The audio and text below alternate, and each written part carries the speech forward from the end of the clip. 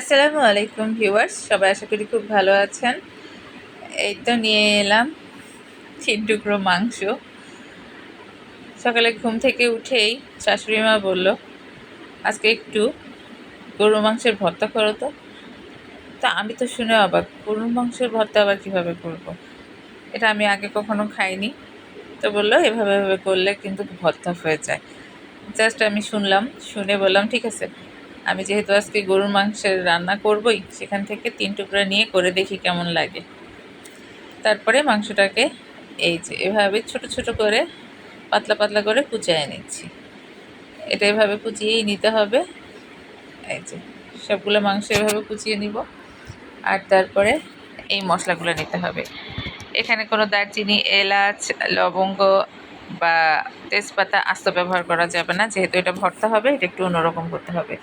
এখানে আছে পেঁয়াজ কুচি, গরম মশলা গুঁড়া, ধনিয়া গুঁড়া, জিরা গুঁড়া, আদা বাটা, রসুন বাটা, লবণ, হলুদ আর শুকনো মরিচের গুঁড়া। তো এগুলো দিলেই হয়ে যাবে। আর লাগবে তেল।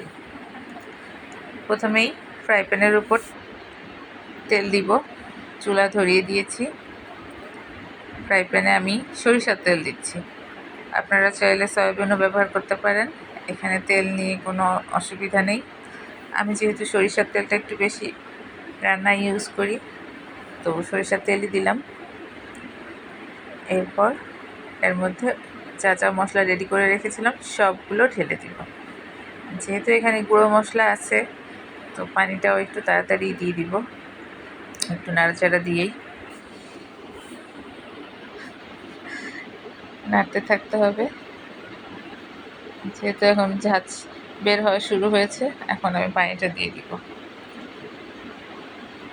এই যে ওই বাটিটা ধুয়েই পানি দিব, তাহলে আমার যে বাটির গায়ে লেগে থাকা মশলাগুলো নষ্ট হবে না। সবসময় এটা করি, শুধু শুধু কোনো কিছু অপচয় করা ঠিক না। তো এবার একটু নাড়াচাড়া দিয়ে এটাকে ভালো মতো কষিয়ে নিতে হবে।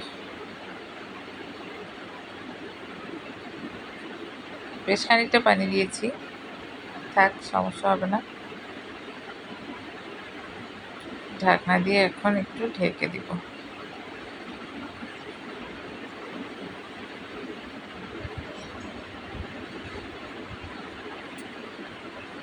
তিন চার মিনিট রাখলেই হয়ে যায়, খুব বেশি সময় লাগে না মাংসটা কষাতে। মাংসটা তো না, মশলাটা কষাতে। এবার ওই কুচি করে রাখা মাংসগুলো এর মধ্যে দিয়ে দিব, একটু নাড়া দিয়ে। মোট কথা এটাকে একটু ভাজা ভাজা করতে হবে। যেহেতু মাংস আর গরুর মাংস সিদ্ধ হতে একটু সময় নেয়, তাই এটাতে একটু সিদ্ধ করে নিতে হবে। কিছুক্ষণ ঢেকে রাখবো, খুব বেশি সময় না, 5-6 মিনিট ঢেকে রাখলেই হয়ে যাবে।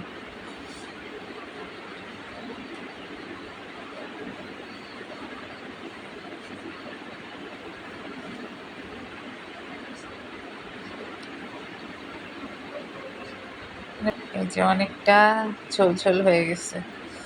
এই ঝোল ঝোল ভাবটা থাকবে না, কারণ আমি এটাকে ভাজা ভাজা করে ফেলবো। তো আরও এভাবে নাড়তে নাড়তে পানিটা শুকিয়ে ফেলবো, কিন্তু এতটাও শুকাবো না যে একেবারে শুকনা শুকনা ভাজির মতো হয়। এই যে এরকম একটা মাখা মাখা ভাব রাখবো, কারণ এটাকে আমার এখন ব্লেন্ড করতে হবে, তারপরেই ভর্তাটা হয়ে যাবে। এই যে ঠিক এই মাখা মাখা ভাতটা থাকলেই খুব ভালো মতো আমার ব্লেন্ডটা হবে। আর এটা আমি ঠান্ডা করার জন্য অপেক্ষা করব না, চুলা থেকে নামিয়ে খুব দ্রুতই এই গরম গরমই ব্লেন্ড করে ফেলবো। এই যে হয়ে গেছে, মাংসটা এখন নামিয়ে ফেলবো।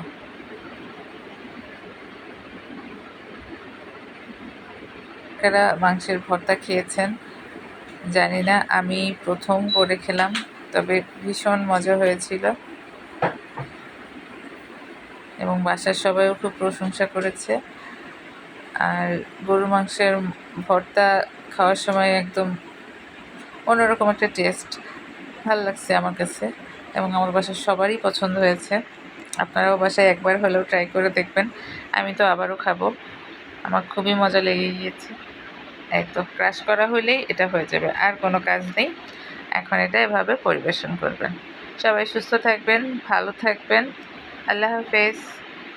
আর আমার চ্যানেলটার অনেক রেসিপি আছে, দেখবেন। যদি ভালো লাগে এই চ্যানেলের সাথেই থাকবেন।